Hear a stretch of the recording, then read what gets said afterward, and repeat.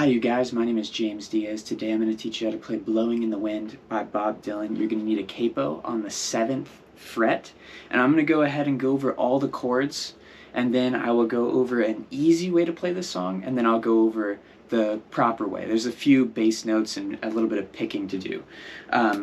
So the chords are super easy. The chords for the verses are all the same. It's going to start out with a G chord, then you're going to go to a C, a D, and then a G.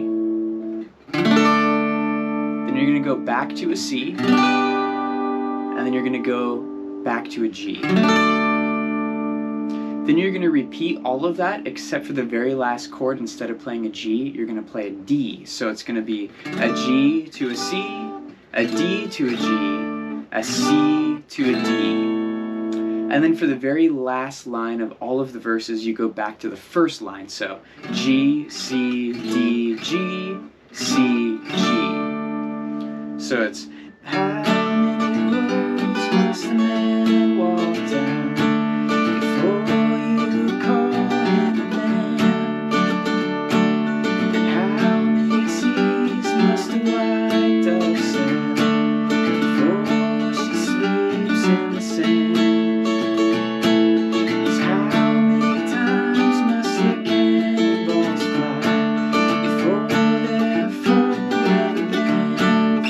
Chorus. The chords for the chorus and the harmonica instrumental are all the same. It's going to be a C to a D, a G to a C, and then a D to a G.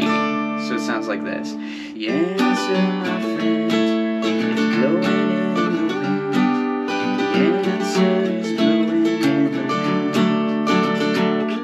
Those are all the chords that you need to know to be able to play this song. So now let's go over an easy way to play this song and then all of the picking stuff that I was doing there. So the cool thing is the strumming pattern is the same for the entire song. It's just you hit the root note every now and then of the chord. So to make it super easy, if you just wanted to be able to play the song pretty quick, you could just do the one strumming pattern. It's going to be down, down, up, down, up, down, down, up, down, up, down, down. Up, down, up, down, down, up, down, up, down, down, up, down, up, down, down, up, down, up, down, down, up, down, up, down, down. That's the strumming pattern for the whole song, and that's like the foundation. Now we're going to build on that and add the picking stuff. So if you want to make it a little easier on yourself and not do all the crazy picking, you could just hit the root note of each time you change chords. So G chord and then go to the strumming pattern. So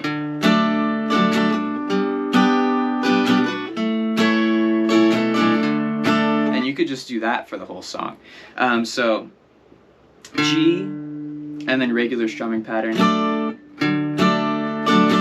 To the C you would hit the root note. To the D you would hit the D, the open D string, because that's the root note of a D chord. Back to the G chord. So if you wanted to do that the whole time, you can just keep hitting the root notes of each chord as you're switching between them. And then to add the more complicated picking, it's not actually that bad. So we have the strumming pattern. You're going to hit the root note of every single chord when you switch chords. And we're just going to add a few walk down, walk up kind of things. So G chord, it's just hit the root note, just the top E string, and then regular strumming pattern. Then you go to the C chord, hit the root note, so it's the top A string, and you're gonna go pretty quick. So that's it. So it's hit that down, up. Then you're gonna move your middle finger to the A string of the 2nd fret. Hit that down, up. That's it. So hit the string, down, up, change, hit the string, down, up, and then you're going to go to the open D.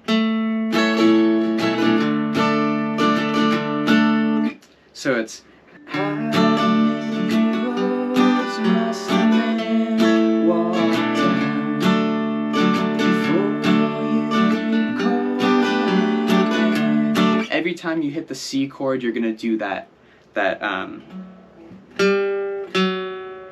every time. So you hit the C chord, it's just one string, down, up, change fingers. One string, down, up, and then the next chord after that. That's it. So that's the walk up, walk down part for the verses. It's only on the C chord. That strumming pattern that I taught you is the strumming pattern we're using, and then we're just adding in the root notes whenever we hit each individual chord. So we're hitting the root note for each individual chord, the G, the C, the D, the G, C, G, all of those root notes. And then we're also doing that little walk up, walk down for the C chord specifically.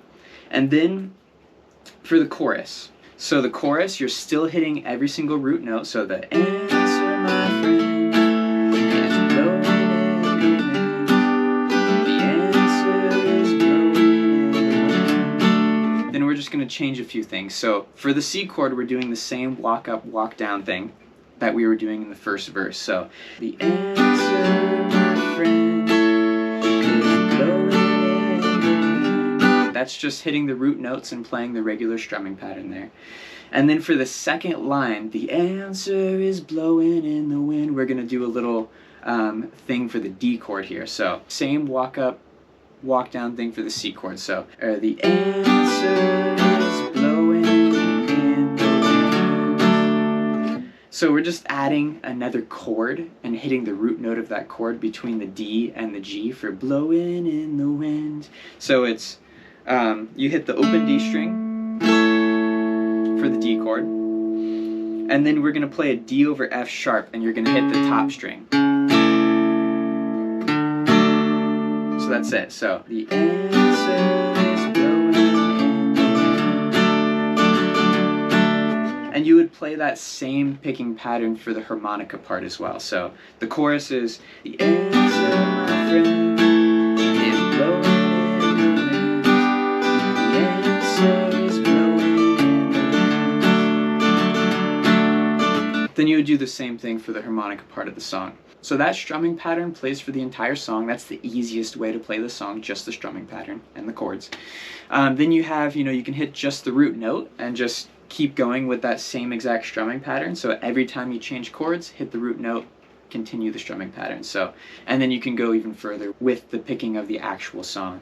Those are all the chords that you need to know. That's the picking pattern and the strumming pattern that you need for this song. I would recommend playing along with the actual song itself. It helps a lot because then you can hear when he's changing chords and all that kind of good stuff. If you guys want to check out my guitar, the link is in the description below. This guitar is a GS Mini. It's a Taylor acoustic guitar. It's made out of koa wood. I love this guitar. I bought it at Guitar Center.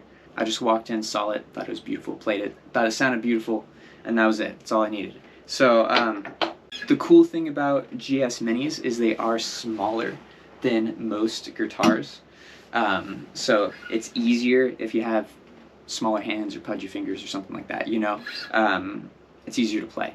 And it sounds incredible. Taylor guitars, super bright, super nice.